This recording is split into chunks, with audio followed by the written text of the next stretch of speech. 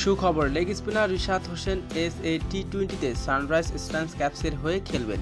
ড্রাফটে তাকে নিয়ে বিট করা হলে শুরুতে হয় কারাকারি, তবে শেষ দিকে তাকে 5 কোটি ভিত্তিমূলক রুপিতে দলে নিয়েছে সানরাইজ এবং বিশ্ব তারকাদের সঙ্গে নিজের সামর্থ্য প্রমাণ করার বড় সুযোগ পেলেন এই লেগ স্পিনার। দর্শক, হিসাবে বিস্তারিত থাকছে ভিডিওর প্রতিবেদনে। দক্ষিণ আফ্রিকার ঘরোয়া ফ্রাঞ্চাইজি টুর্নামেন্ট টি-20 আসন্ন আসরে নিলামের রীতিমতো ঝড় তুলেছে বাংলাদেশের লেগ স্পিনার রিশাদ হোসেন। নিলামে রিশাদ হোসেনের ভিত্তিমূলক বেসিক প্রাইস নির্ধারণ করা হয়েছিল 1 কোটি টাকা, কিন্তু টেবিলের বিটারদের তুঙ্গে আগ্রহ মুহূর্তের মধ্যেই সে দাম আকাশচুম্বী হতে শুরু করে। দাম বাড়তে বাড়তে শেষ পর্যন্ত ভিত্তিমূলক ঠিক 5 গুণ অর্থাৎ 5 কোটি বিশাল অঙ্কে থামে। অবশেষে বিশাল অঙ্কের বিনিময়ে তাকে দলে ফিরিয়েছে সানরাইজ।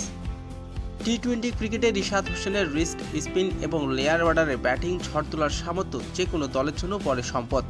নিলামের স্ক্রিনে দেখা যায় দক্ষিণ আফ্রিকার তারকা রেসিড ফ্যান্সের পাশাপাশি সানরাইজ এখন রিশাদ হোসেনকে তাদের অন্যতম প্রধান অস্ত্র হিসাবে যুক্ত করেছে।